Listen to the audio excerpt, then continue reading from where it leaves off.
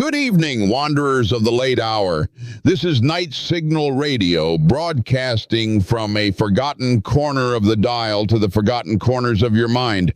I'm your host, Cliff Reynolds, and if you're listening to this, chances are you're the kind of soul who isn't satisfied with surface-level stories. You're a seeker. You felt the chill behind the veil and wondered what lies just beyond the reach of the searchlights. Tonight's guest brings us a tale colder than the void and older than the ice. His name is David Thorne, investigative journalist, former foreign correspondent, and now author of a controversial new book titled Echoes Beneath the Ice, The Secret Base at the Bottom of the World. This isn't ancient aliens, folks. This isn't Third Reich mythology. What David claims in this book is both more grounded and more disturbing. He says he has evidence, testimony, and classified maps pointing to a vast subterranean structure embedded deep within the Antarctic continent. Not a relic, not a myth, but a still active facility occupied by intelligences whose origin, biology, and motives remain unknown. And this structure, he claims, is known to several governments, actively monitored, possibly even cooperated with. David, welcome to Night Signal Radio. I've got about 6 cups of black coffee in me and a notebook full of scribbles, and I've been itching all day to ask you, where does a story like this even begin? Thank you, Cliff. I appreciate your tone, because the truth is, this doesn't begin with maps or leaked files. It starts with a single phone call from a man who was about to die. He didn't give me his real name at first, just a series of call signs and project acronyms that didn't mean much until months later. He claimed to be a subcontractor on an American-led geological expedition in Queen Maud Land in the early 1990s. That's all fairly mundane until he said they never actually drilled for geology. They were drilling for resonance signatures under the ice. He told me there was something humming down there, something giving off harmonics too precise to be natural. Something shaped. He said, and I'm quoting here, "It's not dead, David, it's not a ruin. It's like it's thinking, like it's asleep, but listening. We didn't build it, but someone gave us the keys." I thought it was a prank at first, but then he sent me coordinates.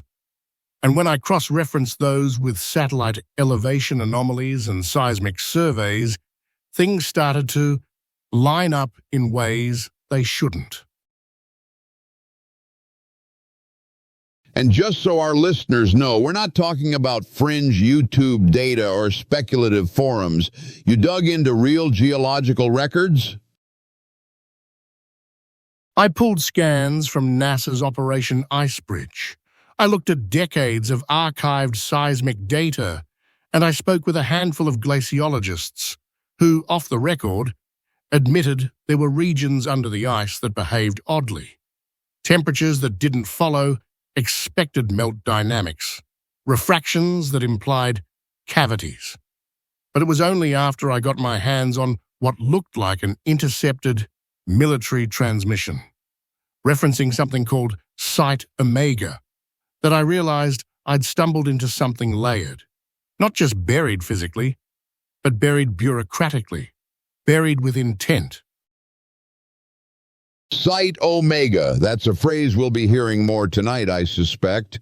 For those listening in their cabins, their semis, their bunkers, this isn't a movie script. This is an investigative journalist with decades of war zone and corruption experience. And tonight, he's going to walk us into the ice, step by frozen step, until we feel the breath of something ancient on our necks. Stay with us, night travelers. We've only just begun. Welcome back to Night Signal Radio, fellow insomniacs, truck cab philosophers, deep bunkered theorists, and static signal whisperers. We're here with David Thorne, investigative journalist and author of Echoes Beneath the Ice. And if you're just joining us, well, you've missed a tale that begins with a dying man's confession and a set of coordinates whispered down the phone line. But don't worry, we're just descending the first steps into the dark. David, before the break, you mentioned something curious, a term that came up repeatedly in those documents and recordings you found, Site Omega. Let's talk about that. What is Site Omega? Site Omega is the name used in a short-range transmission I received from a defense contractor's laptop that had been passed through 3 continents and 5 different dead drops before it made it into my hands.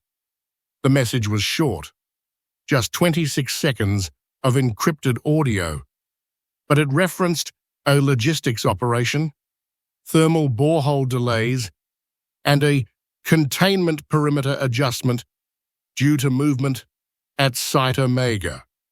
No explanation, no coordinates, but it sent me down a rabbit hole that, to be honest, nearly destroyed my career.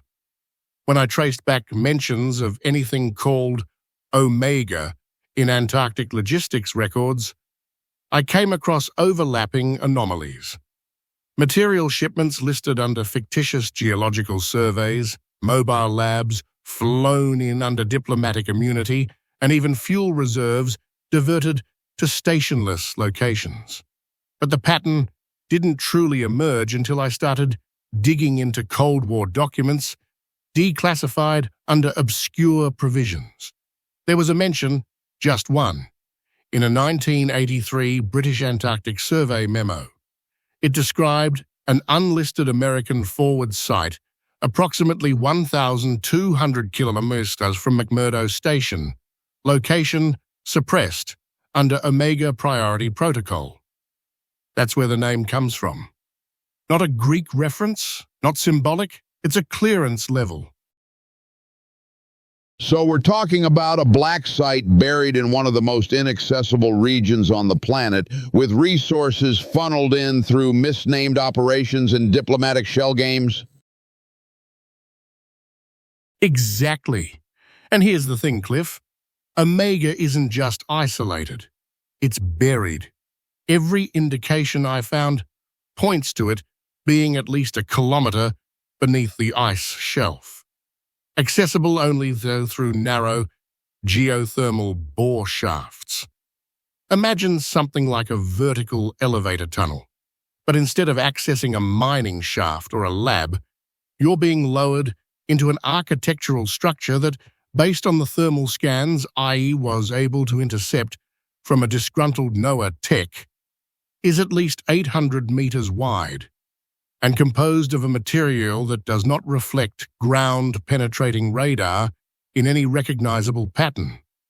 No crystalline structure, no expected attenuation. It's like the scans fall through it. Let me pause you there. You're saying it doesn't just resist scanning, it seems to absorb the signal? Yes. That was the phrase used by the NOAA technician I interviewed.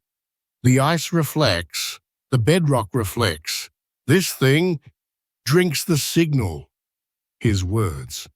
It gave off an echo unlike anything in the geological record, and the closer the scans came to the core of the anomaly, the more the equipment itself began to malfunction. Displays froze, files were corrupted. In one case, a pressure wave was reported without any seismic cause, and then just silence. That's when I began to believe that this wasn't a human structure, and that it wasn't abandoned either.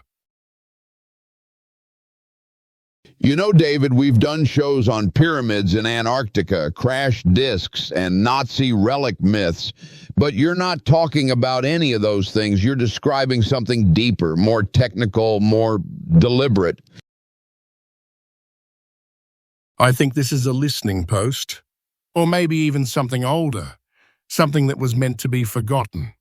My sources called it Omega, not because it was the end of a journey, but because it was meant to be the end of discovery. A terminus, something you're not supposed to dig past. There's a cold draft moving through the studio tonight, David, and I'm not sure it's coming from the window. Stay with us, listeners. Coming up, we'll explore what David found in the recovered field notes from a 2002 Antarctic science mission that was abruptly terminated, and what those researchers claim to hear beneath the ice.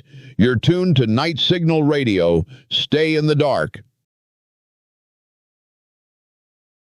You're listening to Night Signal Radio, the last voice on the dial when everything else has gone quiet. I'm Cliff Reynolds, and my guest tonight is David Thorne, an investigative journalist whose new book, Echoes Beneath the Ice, is making waves in ways that governments don't like. If you've been with us so far, you've heard about Site Omega, a possible subterranean structure beneath Antarctica with a geometry that resists conventional scanning and a history that no one wants to admit exists. Now, David, earlier you mentioned a research team from 2002. From what I've read, this incident isn't widely known. There's no obituary, no media coverage, just the faint outline of something that was intentionally erased. Tell us what happened. The 2002 event is one of the most disturbing parts of this story, Cliff. Officially, the Lambda South research team was a climate change expedition backed by a Scandinavian university consortium. But if you trace the funding trail, it ends at a defense subcontractor out of Virginia. They weren't climatologists. At least half of the team had backgrounds in signal processing and materials science. I came across this operation while reviewing satellite transmission logs from a weather station that had gone dark during the same period. What caught my attention was that the logs resumed, but the timestamps didn't line up. There was a 37-hour period where the feed was restored, but the data was scrambled, like the telemetry was trying to hide itself. I eventually tracked down the wife of one of the researchers, a man named Jorgen Kell. She'd been told he died in a crevasse accident. But when I showed her a black and white image of the team's final group photo, taken before deployment, she broke down. Because, as she said, that's not his parka, that's not what he packed. Then she gave me something incredible, a cassette tape. An audio journal recorded on one of those old Sony handheld recorders. Her husband had mailed it to her a week before the mission launched. On it, he describes what they were really there to do.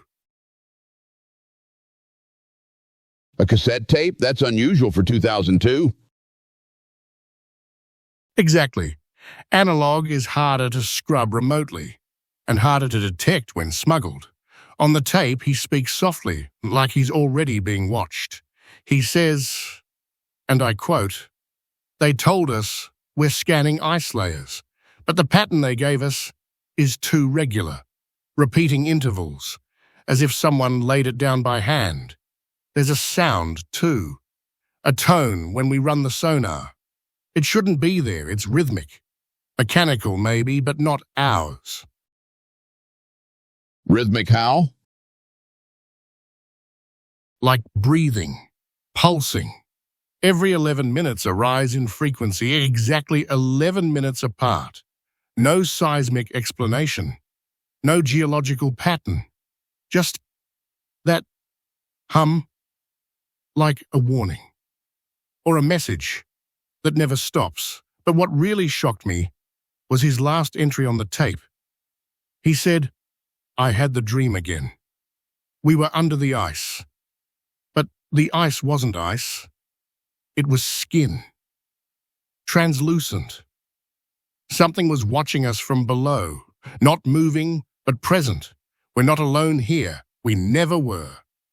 Shortly after that, the entire team was declared lost in a whiteout, but the weather logs from that week show no storms. So a vanished team, conflicting weather data, a signal that breathes, and a buried hum that matches no known geological source. David, this is the kind of thing that makes people want to turn the radio off, but they won't because the truth is colder than the fiction. Did you find any other confirmation?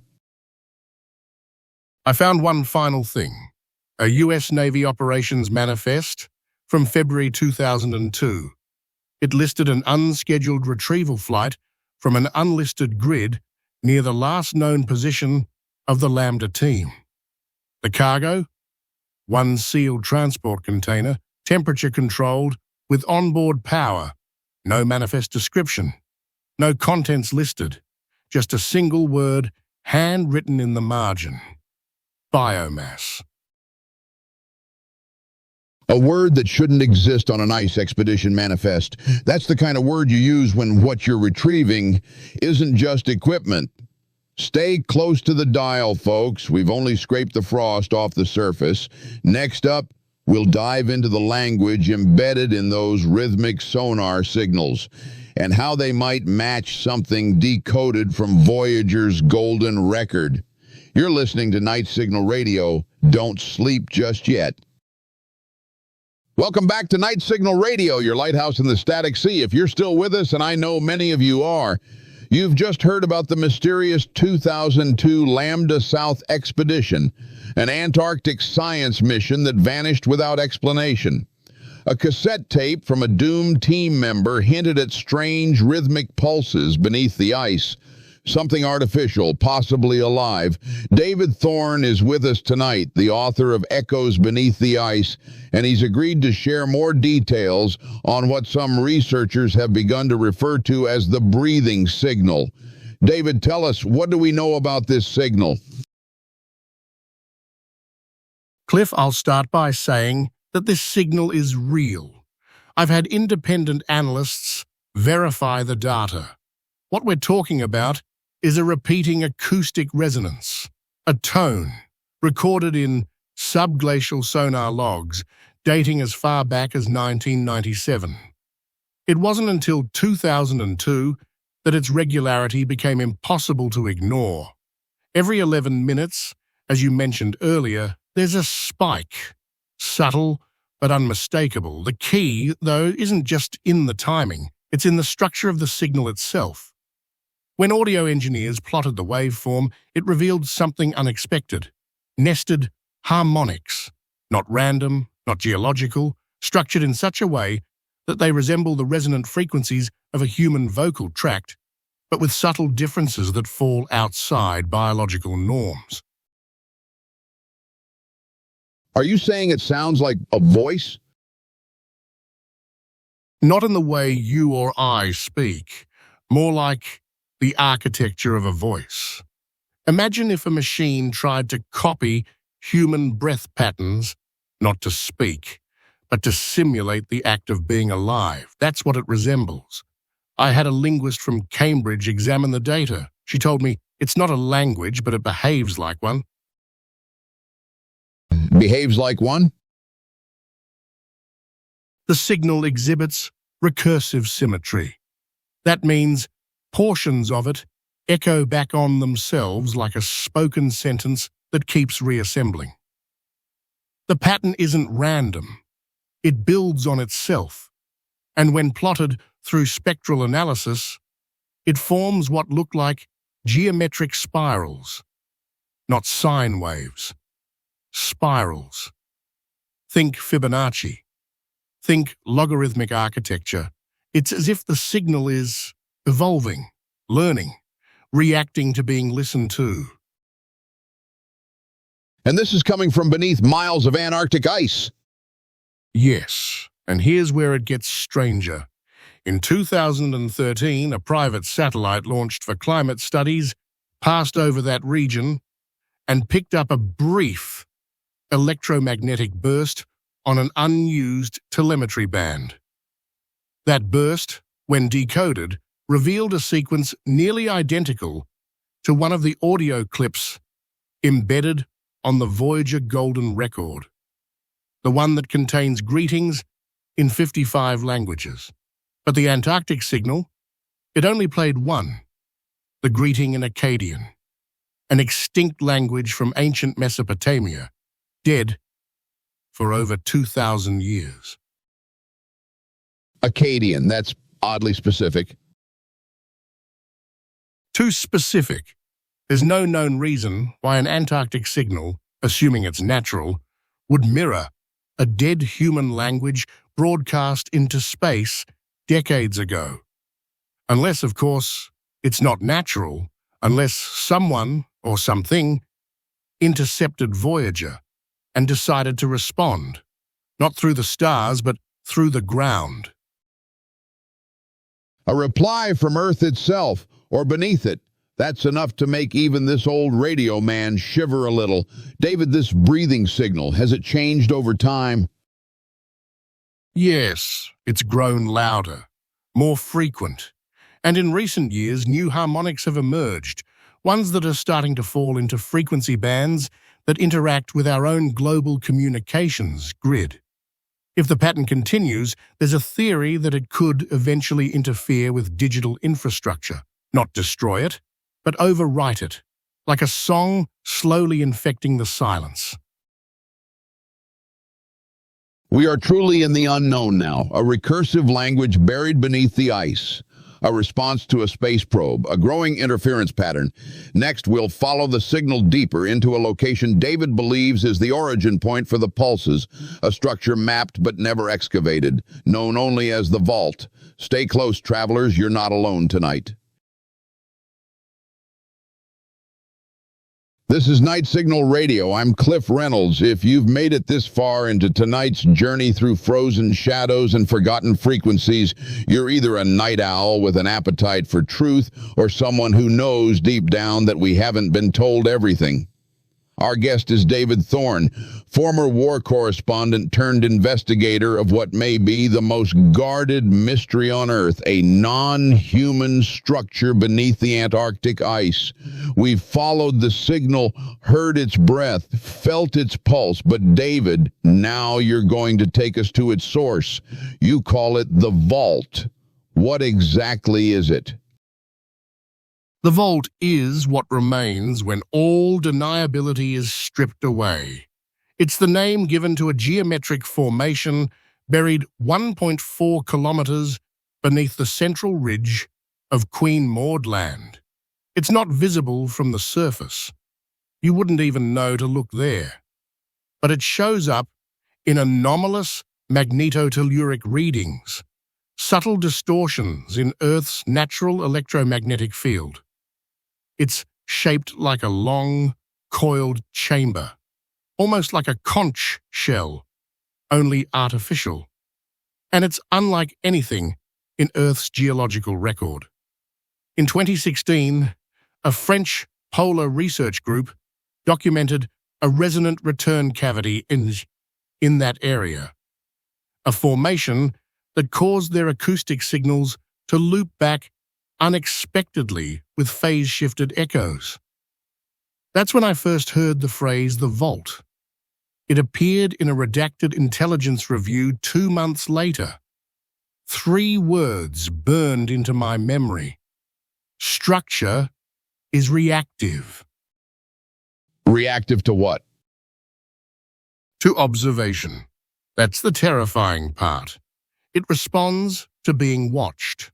When radar or sonar is directed toward it in certain patterns, it shifts. Not physically, at least not in any traditional sense, but in resonance. Its harmonic response changes. It's like the signal adapts, like it knows how it's being seen, and then it returns new data. So this isn't just a buried artifact, it's an interactive system? I believe the vault is some form of containment, but not the kind we understand. Nothing like a vault holding gold or weapons. This is different. This feels like a lock, built not to keep something in, but to manage communication, like a filter between us and something deeper, maybe even something that once ruled here, long before us.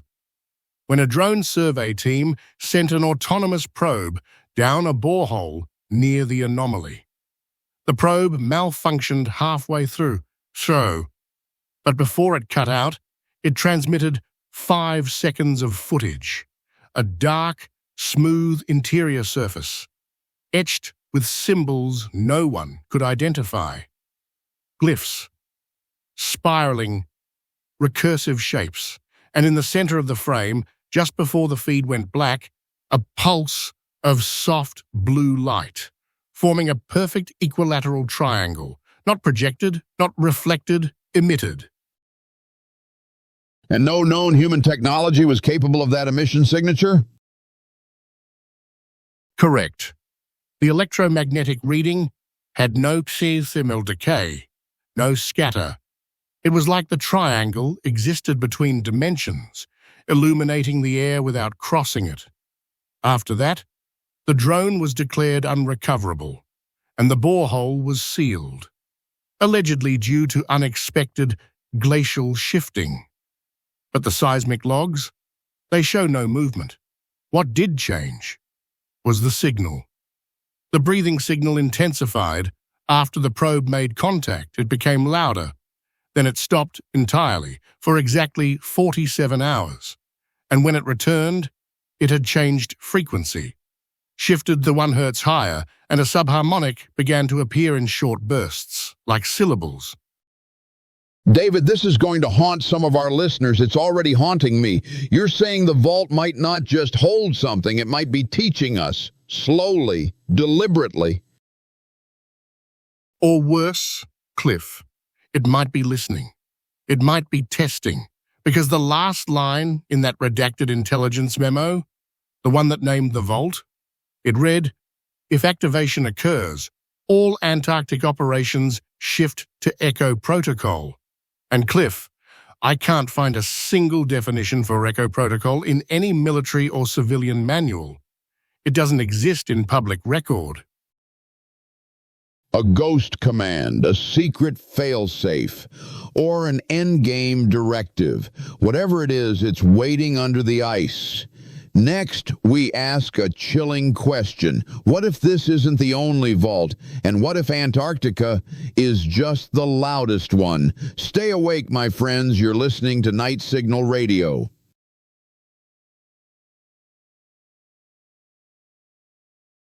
This is Night Signal Radio, and I'm your voice in the dark, Cliff Reynolds. We've followed tonight's journey deep beneath the Antarctic ice through missing expeditions, recursive alien signals, and a structure known only as the Vault. But what happens when what we thought was a single mystery turns into something larger? David Thorne is still with us, and we're now approaching the moment his book takes a sharp, unnerving turn. The discovery of a second signal, one not buried in the ice, but broadcast from orbit. David, let's talk about it. Cliff, up until this point, everything I'd uncovered pointed toward Antarctica, specifically Site Omega and the Vault, as the center of the phenomenon. But in early 2021, I was passed a packet of raw data by a disillusioned analyst from a private aerospace contractor. This individual had access to deep space surveillance telemetry from low Earth orbit, a network of satellites designed not just for surveillance, but for anomaly detection. The file contained a string of EM bursts captured over a 12-day window. At first, they looked like cosmic background noise until one of the engineers realized the waveform mirrored the breathing signal we'd been tracking under the ice. But this version wasn't echoing upward. It was echoing downward, from space. So you're saying there was a matching signal above us? Yes, and not just matching in frequency, but in phase, a mirrored waveform. But here's where it becomes chilling. The satellite logs showed that the orbital signal had been active 3 days before the Vault's activity resumed in 2016, meaning whatever was broadcasting it, whether a craft, a station, or something else entirely, preceded the Vault's harmonic shift. that changes the timeline. It suggests that what's buried in Antarctica might not be the origin. It might be a receiver. A relay node, a chamber, maybe even a prison? Exactly. And I believe the signal from orbit was a kind of wake-up call, an activation pulse. After cross-referencing with historical flight telemetry and declassified defense scans, I was able to triangulate the source of that orbital transmission. It wasn't from a traditional satellite band. It was low, quiet, piggybacked onto a disused weather satellite frequency. The signal source was stationary, an object in low orbit that's not listed in any known registry, not NORAD, not civilian space maps. It appears, holds position for days, then vanishes. The first analyst who flagged this object nicknamed it Echo 2, a reference to the military's Echo protocol, which we discussed earlier. David, let me pause you. For our listeners, what does it mean if we're being signaled from both above and below? If this entire planet is caught between two communicators, two unknowns? That's the part that keeps me up at night. Because what if Earth wasn't chosen for the signal? What if Earth was built around it? What if our ice caps, our tectonic plates, even our satellite grid have unknowingly been part of a passive listening system? A kind of a planetary observatory or incubator? And worse still, what if the vault and its siblings elsewhere on the planet are only beginning to come online? Beginning, that word chills me because it implies this is a process, something ongoing, something escalating. And if there's a second signal, then who's on the other end? I don't know, Cliff. But I will say this. The last burst of the orbital transmission, before Echo 2 disappeared, wasn't a pulse, it wasn't a tone, it was an image encoded in wave compression. When deconstructed, it revealed 3 equilateral triangles, interlocked, rotating slowly, then fading. And that exact symbol, the triple triangle, was later found scratched into a glacier wall by a geologist from the British Antarctic Survey. He found it 80 feet beneath the surface, in a cavern that hadn't been visited by humans in recorded history. A matching glyph below and above. Listeners, we're drifting deeper into something few dare even whisper, but whisper we must. Next, we turn to the suppressed research of Dr. Alessia Rourke, whose work on signal-induced hallucinations may shed light on the vault's effect on human consciousness. Don't drift too far. This is Night Signal Radio.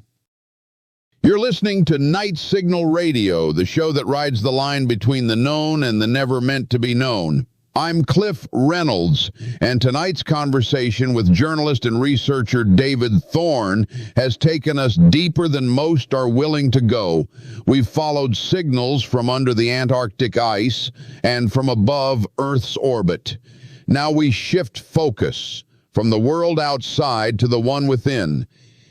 David, your book includes a section that chilled me more than any encrypted file or satellite photo. A pattern began to emerge.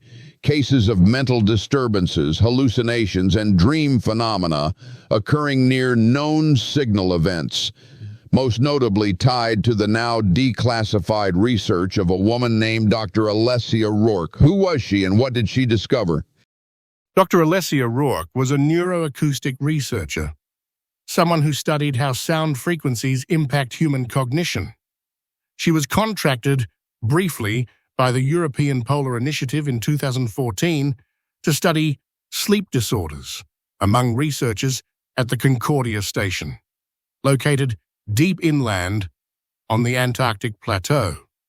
What began as a straightforward psychological wellness study quickly turned into something far stranger. Over the course of 6 weeks, Dr. Rourke documented recurring dream phenomena shared across individuals who had never interacted.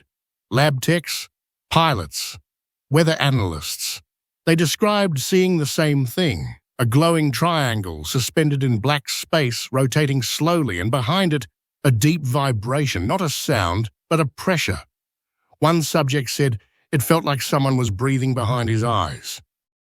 Shared hallucinations across multiple isolated individuals, that suggests either contamination or something deeper. She considered both. She tested their food, their water, even atmospheric pressure. Everything was within baseline. But when she reviewed EEG data from sleeping subjects, she found something more disturbing. Each person's brainwaves entered a synchronized pattern at the exact same minute of sleep cycle, a pattern that repeated 11 minutes apart.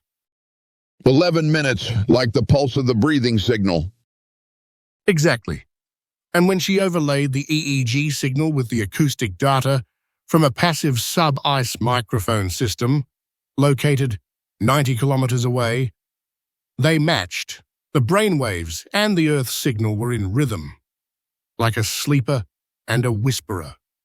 Dr. Rourke later theorized that the vault, whatever it truly was producing low-frequency emissions that interfered with the brain's theta state, but not randomly. It seemed targeted. The signal only affected those who had passed through specific geographic zones, places that correlated with magnetic microanomalies she called resonant drift pockets.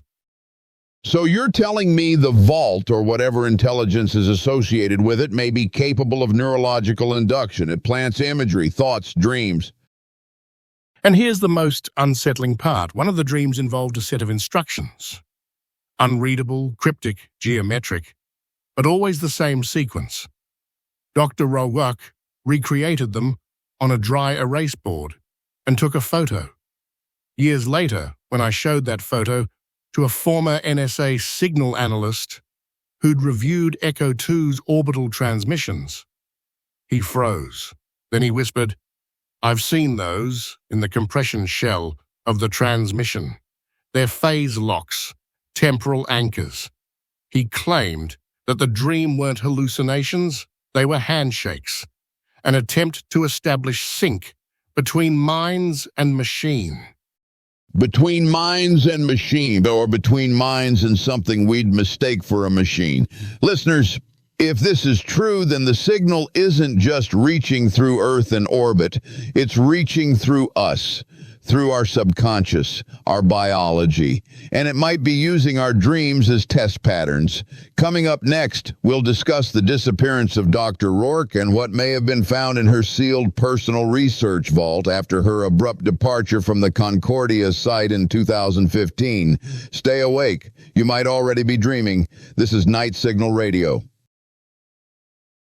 You're listening to Night Signal Radio, and tonight we're not broadcasting, we're decoding. I'm Cliff Reynolds, and I'm joined by David Thorne, whose research into a potential alien base beneath Antarctica has led us from suppressed expeditions to signals from orbit, and now into the minds of those who've listened too long. We ended the last segment with the eerie findings of Dr. Alessia Rourke, neuroacoustic researcher turned reluctant witness to something larger than science was prepared to explain. But David, you said her story didn't end at Concordia Station. After her abrupt departure in 2015, she vanished from public view. What happened next? Cliff, after Dr. Rourke left Concordia Station, she returned to Europe. Briefly, records show her accessing a private research vault at an isolated neuroscience facility in northern Norway. Then she disappears completely. No passport activity, no publishing record, no death certificate. What was left behind, though, was something remarkable. A sealed metal case marked only with a triangular insignia and her initials. It sat untouched in the facility's private archive for 6 years, until a low-level technician, while digitizing legacy files, triggered a biometric lock. Inside were hundreds of hand-labeled data tapes, audio logs, and physical notes. Together, they became what is now referred to as the Rourke Archive. Has the archive been released publicly? No, only fragments have made it beyond classified circles, but I was given access to a partial leak. One tape, 3 handwritten letters, and a single piece of data media marked "not language." That phrase, "not language," haunts me, because what Rourke describes in those final letters isn't just a breakdown of cognitive pattern recognition. It's something much more disturbing. She writes, "The signal doesn't speak. It replaces. It doesn't convey meaning. It installs structure. Thoughts I didn't have are appearing, but they don't feel foreign. They feel remembered." She believed the signal was a kind of cognitive overwrite, not a message, a framework, a set of neural condition that primes the brain to perceive a different kind of reality. That's not a communication, that's assimilation. Exactly.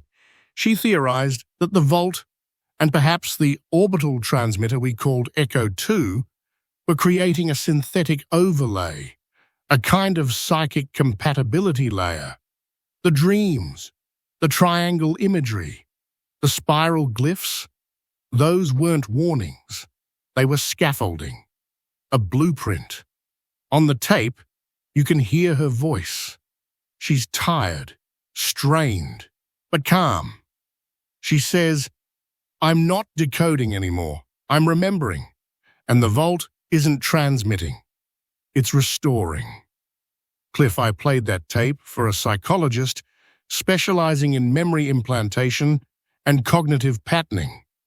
She said what Rourke described is impossible unless the human brain is being used as a secondary storage medium.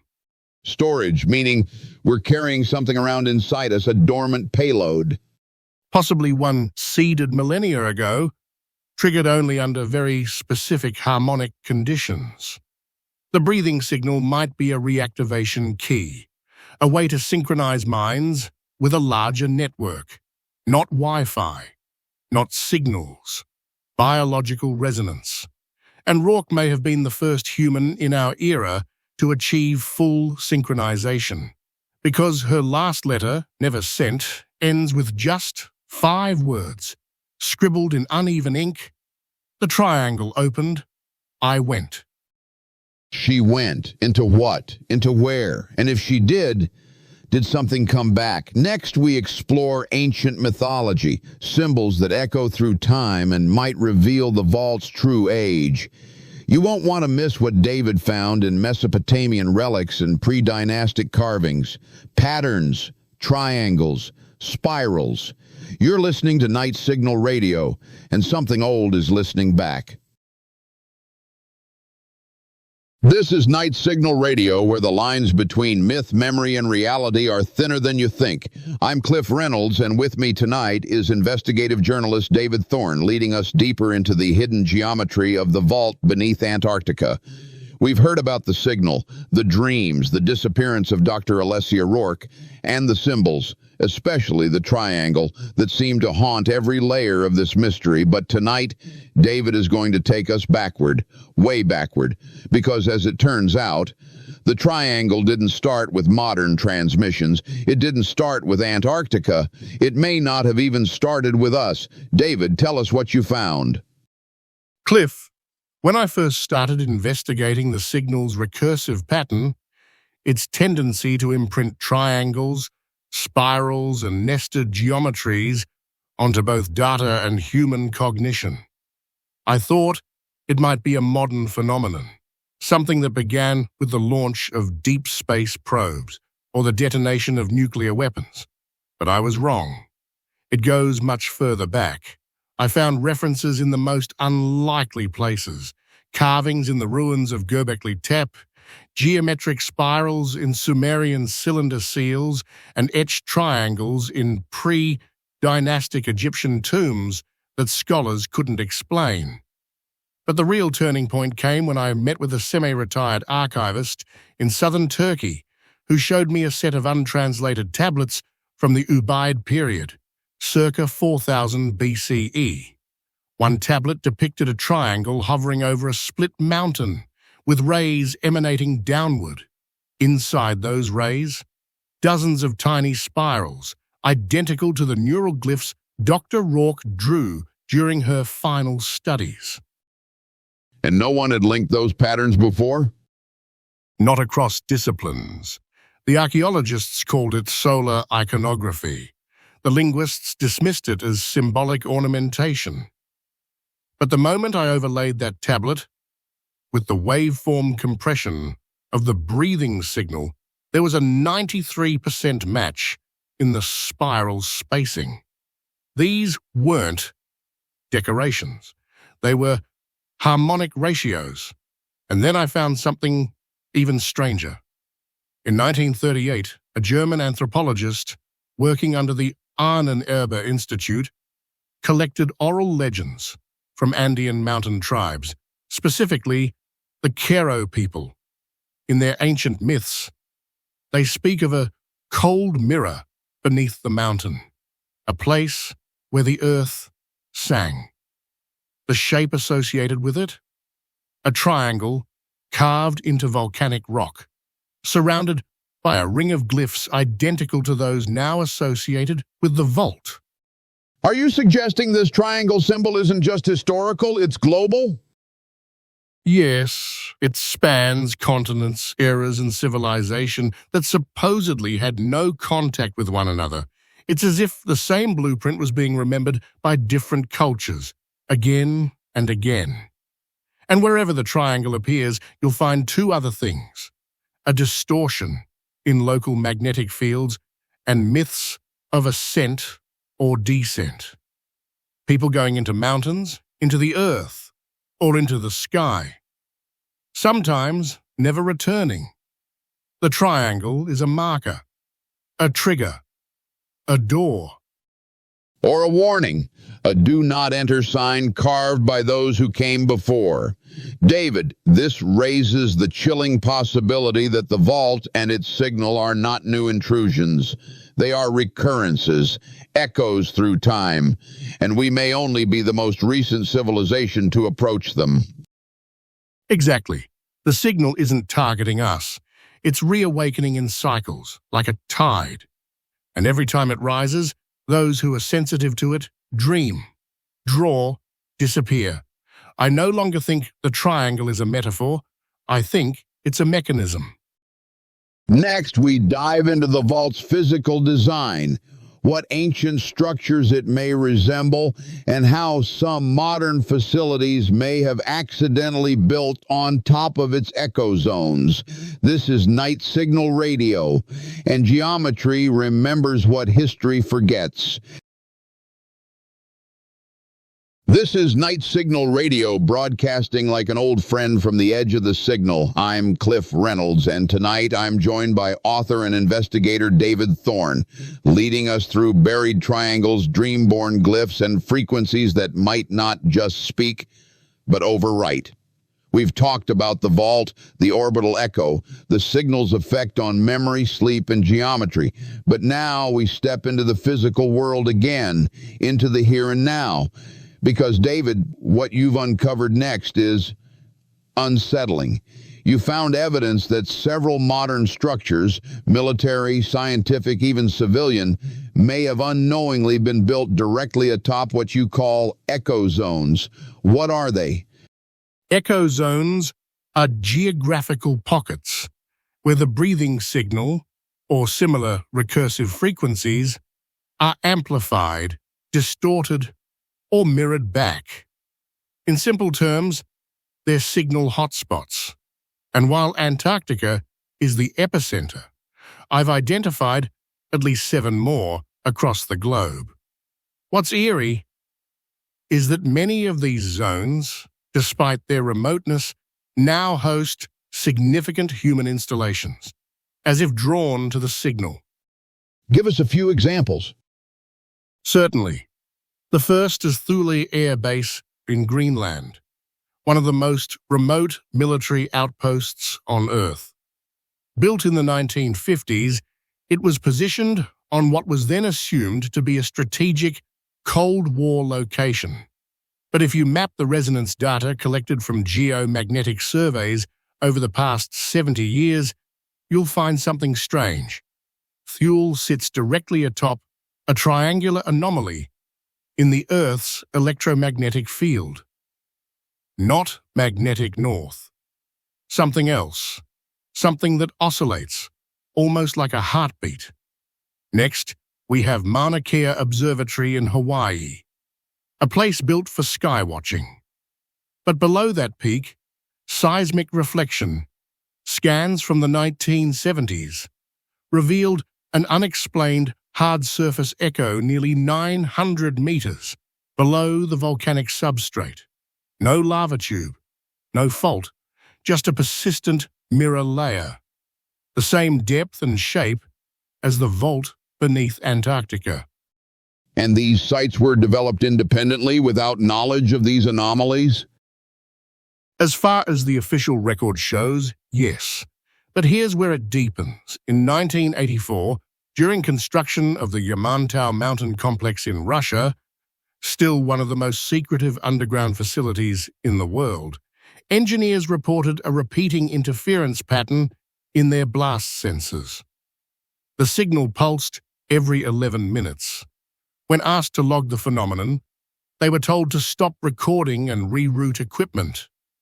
That signal later matched the Antarctic profile, and more recently, data from CERN's Large Hadron Collider revealed unintentional harmonic interference during their 2015 helix sweep. The interference came from below, not above, and when they plotted it, the source aligned with a natural cave system beneath the French-Swiss border, a system shaped in a double spiral. A spiral, like the glyphs Rourke drew, like the waveforms in the vault's interior. Exactly. These echo zones are geographically diverse but geometrically consistent. It's as if the Earth itself has embedded receptors, or memory ports, and we, in our ignorance, have built our most powerful technologies right on top of them. Not just accidentally, almost magnetically. So the deeper implication here is that our species is being nudged, subtly, gradually, drawn to places of ancient resonance where contact or reactivation is more likely. Yes, that's what terrifies me most. Because the vault beneath Antarctica may not be a standalone artifact, it may be part of a network, a global architecture of buried intelligence, each node resonating with the others, and we may have awakened several without ever knowing it. We may have turned the key long ago, unaware of what we were opening. Coming up, we follow a lead that may change everything. A recently declassified expedition log from 1959, believed lost, detailing what may have been the first recorded contact with the vault signal in the cold of the South Pole, and the haunting final words written by its commander. This is Night Signal Radio. Keep the lights low. The signal is always closer than you think. This is Night Signal Radio, and if you've made it this far, you already know you're not just listening to a broadcast, you're tuning into something older than history. I'm Cliff Reynolds. My guest is David Thorne, and what he's been revealing tonight may be the thread that unravels one of the greatest secrets never told. In the last hour, we spoke of echo zones, locations across the Earth that may be part of a buried intelligence network. But now, we step back to a time before satellites, before GPS, before digital interference, a time when men were still led by maps drawn in ink and wind. David, tell us about the 1959 expedition and why the logbook that surfaced last year changes everything. In 1959, a joint British-American scientific team was deployed to the Queen Maud land sector of Antarctica, officially under the banner of Operation Star-Cross, a now-forgotten geophysical survey mission. The team consisted of 12 men, including a geophysicist, a linguist, and 2 communications specialists. Their task: to study magnetic fluctuations near a subglacial ridge that had recently registered strange resonance echoes during an Australian overflight. The mission was largely unknown until last year, when the personal field journal of Commander Elias Mercer, team leader, was declassified by an anonymous whistleblower within the British Antarctic archives. The journal had been marked sealed until 2075. Its early pages read like a routine log: ice conditions, weather reports, supply counts. Then the entries change. What sort of change?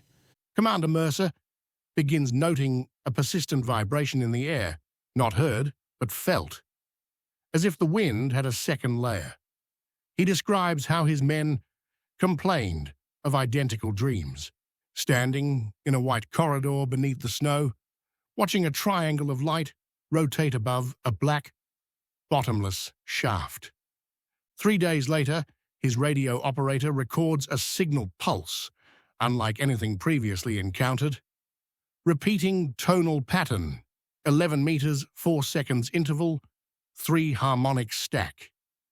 Mercer writes, "The ice is singing, not in metaphor. The men have started humming it in their sleep." Then, on February 18th, the team drills through a softer-than-expected layer of ice and uncovers what Mercer describes as a facet of impossible smoothness. Beneath it, a wall, metallic, seamless, not mineral, not ice, etched with concentric spirals. A wall beneath the glacier? Yes. The journal describes the sound becoming louder after the discovery, no longer rhythmic, but responsive. The signal would shift pitch when the men approached it. When one of them struck the surface with a probe, it emitted a low tone that caused temporary loss of balance in 3 others, what Mercer calls auditory disorientation through bone. 2 days later, a blizzard cuts communication. The final entry is dated February 22nd. It reads, "They've stopped responding. They're standing outside the shelter, not moving, looking toward the ridge. I called their names, and they turned, slowly, all at once. Their eyes, they've gone still." Then nothing. No recovery team was ever dispatched. The official report said weather conditions had rendered the location unreachable, but the coordinates listed in the log, they match precisely with the vault's current mapped perimeter. So Mercer and his team were the first to find the vault, to make contact, and whatever they touched, it touched back. I believe they triggered the first true harmonic resonance. I believe they opened it. And I believe Mercer, if he's still alive, never left. Or perhaps he left, just not through the door he came in. Coming up, we examine seismic data from that same region captured 60 years later that shows a structural change, a pulse beneath the ice, and a rising frequency that may indicate movement. You're listening to Night Signal Radio. If the world feels different tomorrow, it might be because you were listening tonight. This is Night Signal Radio, and if you feel like the world has shifted slightly beneath your feet tonight, you're not alone. I'm Cliff Reynolds. With me is David Thorne, and we've followed this thread from buried signals to lost expeditions. But now we arrive at the present, at something that is happening right now, something moving. David, earlier you mentioned recent seismic data. We're no longer just talking about ancient structures, encoded glyphs, or even cognitive resonance. You believe something beneath Antarctica is pulsing? Yes, and Cliff, this is where even seasoned researchers start to get nervous. In March of 2023, a European seismic monitoring station in East Antarctica registered what appeared to be a shallow harmonic tremor. Not a tectonic quake, but a repeating vibratory resonance, originating near the same glacial basin where the 1959 Mercer expedition vanished. This pulse was rhythmic, intentional. It repeated every 66 minutes, and it lasted for 3 days. And this tremor wasn't natural. Not in any geological model. A harmonic tremor usually indicates magma movement or volcanic activity. But this one didn't radiate like that. Instead of dispersing outward, the wave coiled in on itself. That's not seismic, it's synthetic. When analyzed through phase inversion, the wave revealed a double helix pattern. But here's the most alarming part. During the pulse, satellite magnetometers registered a spike in localized geomagnetic distortion directly above the site. Not over hours, over seconds, as if the Earth's magnetic field had briefly bent inward. Like something drew power or charged itself. That's one theory. Another, more disturbing theory. It was communicating, not outward, but between sites. Remember those other echo zones? For the first time since we began monitoring them, they all responded simultaneously. Faint but measurable harmonics. It was like watching a circuit close. You believe the vault beneath Antarctica has been dormant until now. I believe it has been waiting, listening, and the 2023 pulse may not have been an accident. It may have been a handshake signal, an authentication, a test of readiness. And has it repeated? Yes. In early May, a second pulse, this one with a higher frequency and shorter duration, 44 minutes. But this time, it ended with what geophysicists described as a sonic signature collapse. The resonance stopped, not faded, stopped, mid-waveform, abruptly, as if the system had received confirmation. And what happens when the next pulse comes, when the circuit is complete? That's the question keeping people like me awake at night. Because if the vault is part of a network, and that network is preparing to activate, then the signal may no longer be a background hum. It may become a command. One designed not for devices, but for minds. For those already synced, already dreaming, stay tuned, listeners. Up next, David walks us through the unmarked black facility that appeared on satellite scans just 1 week after the second pulse. A facility that wasn't there before, and that now shows no heat signature. This is Night Signal Radio, and the Earth is beginning to answer. This is Night Signal Radio, and I'm Cliff Reynolds. Tonight's frequency has carried us into the cold, the places maps avoid and satellites sometimes forget. We've followed pulses, vanishings, triangles, and dreams. But what happens when the world finally answers back? What happens when it builds something? David, you've been tracking anomalous structures across Antarctica, but this is different. A facility appeared on satellite where nothing had ever been recorded before. Tell us what you found. It began with a friend of mine who works with a commercial Earth imaging firm. Their polar flyovers capture thousands of high-res scans every month, used mostly for glacier tracking and climate models. But in mid-July of last year, one of their images came back flagged by the auto-analysis software. A structure had been identified in a sector known as Grid 7 Delta. The problem? That sector was supposed to be unreachable. No previous missions, no foundations, no history of human activity. And yet, there it was. A black hexagonal structure, half buried in snow, but geometrically perfect. Approximately 30 meters across. No access road, no tire marks, no heat signature, just sitting there. as if it had emerged. Not built, not flown in, just appeared. Exactly. And when I cross-referenced older satellite archives, going back 5 years, there was nothing, not even a shadow. It simply didn't exist. But here's where it gets stranger. When we checked again 3 days later, the facility was gone. Not destroyed, not buried, gone, not a trace. As if it had never been there at all. Only one scan shows it. One moment. One frame of reality, a flicker. Right. But before it vanished, we enhanced the image. The structure had a faint, triangular pattern radiating outward into the ice, barely visible, almost like an embossed circuit. And in the center of the roof, a depression, a single, shallow spiral. Not natural, not architectural, more like a receiver or a capstone. Do you think it was a building or something else?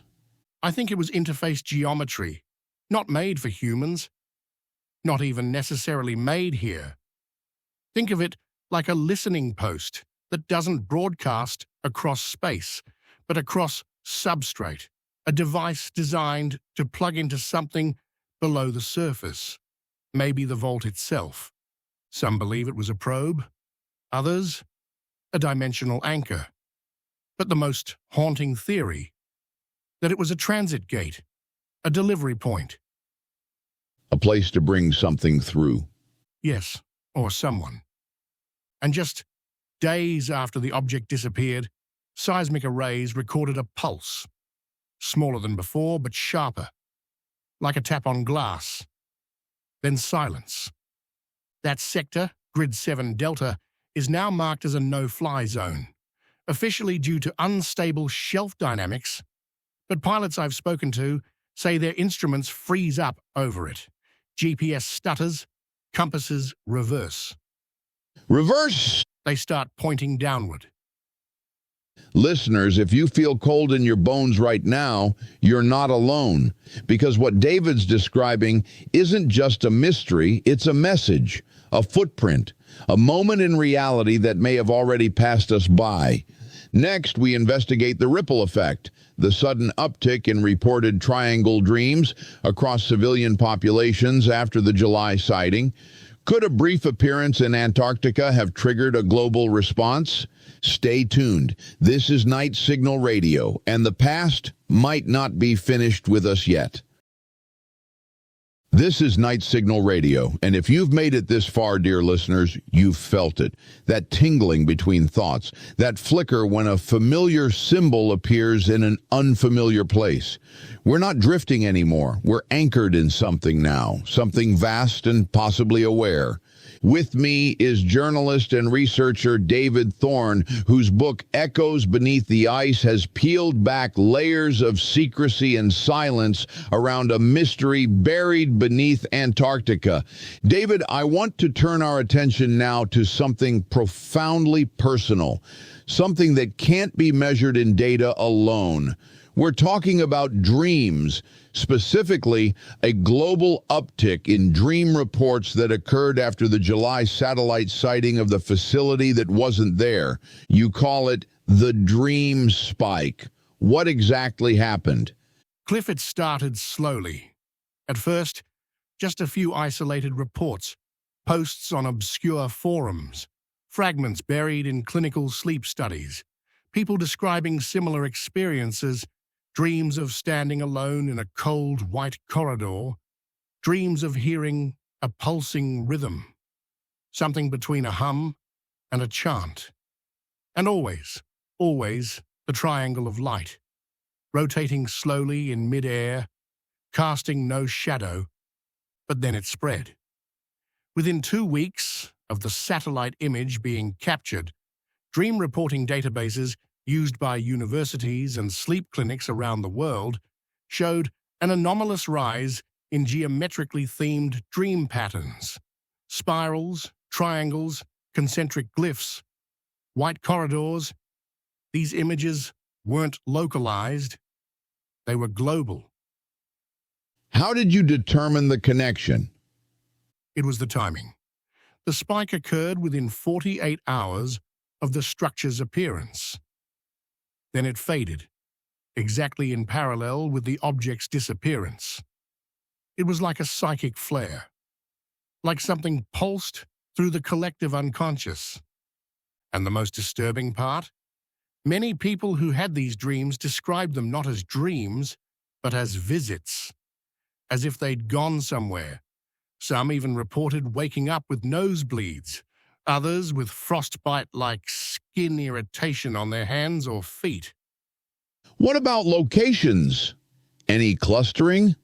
Yes, the dreams appeared in much higher concentrations near the other suspected echo zones, the Alps, the Atacama Desert, the Gobi, the Urals. It's as if the signal resonated more strongly there, as if those locations acted as amplifiers. One psychiatrist in Geneva reported that 8 of his patients, all unrelated, sketched nearly identical triangular glyphs in their therapy journals, none of them having seen the other's drawings.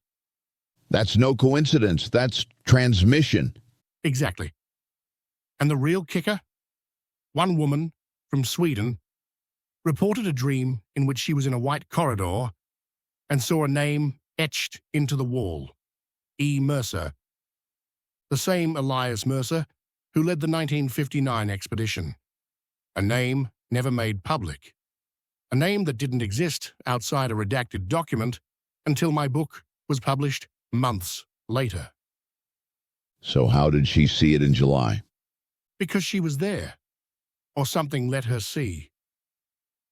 Listeners, I don't know what reality is anymore. I only know that something is brushing up against it, something buried and dreaming with us. Coming up next, our final segment, we'll follow the spiral all the way inward into what David calls the subharmonic layer, a level of resonance beneath awareness itself. And the question no one wants to ask, what if the vault is already open? You're listening to Night Signal Radio. Stay tuned. This is Night Signal Radio, and we've come to the end of a signal chain that has led us from whispers beneath the polar ice to something larger, something still listening.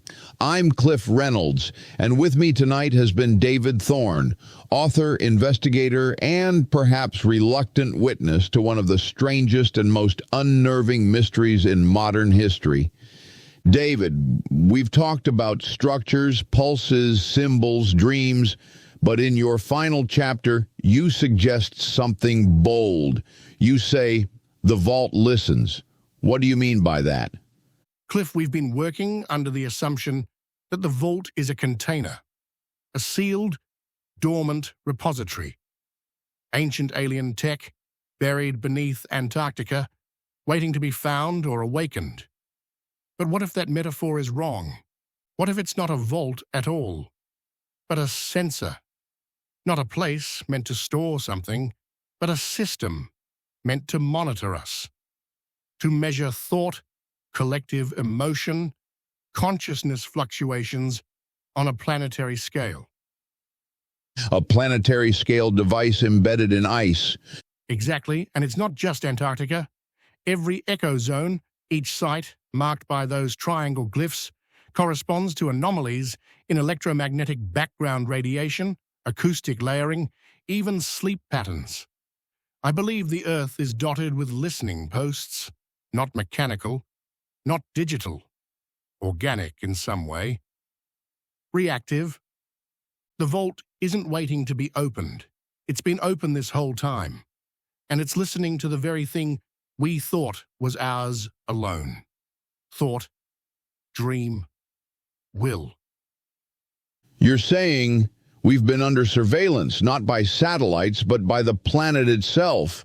Or something beneath it, something that sees through the ice, hears through the mind, and speaks only when the time is right. Something that seeded the triangle not just into ancient stone, but into neurological code. It doesn't want communication in our sense of the word. It wants resonance, a match. And we are nearing that frequency. So it's not just about finding the vault, it's about being found by it. Yes. And what worries me is that we already were. Then maybe the missing expeditions, the dreams, the pulses, they weren't steps toward a discovery, but reverberations of one already made long ago, and maybe the vault remembers. Final thoughts, David? Only this. If you dream of a corridor of light, if you hear a hum that doesn't stop when you wake, if you feel watched even when you're alone, write it down. Tell someone, because you're not alone. And neither are they. Listeners, I don't know what to make of this. I only know that something ancient is listening to us through time, through thought, through ice. And if you stare long enough into Antarctica's white horizon, it might just stare back. This has been Night Signal Radio. Until next time, keep your eyes open, your signals tuned, and your dreams guarded. Good night.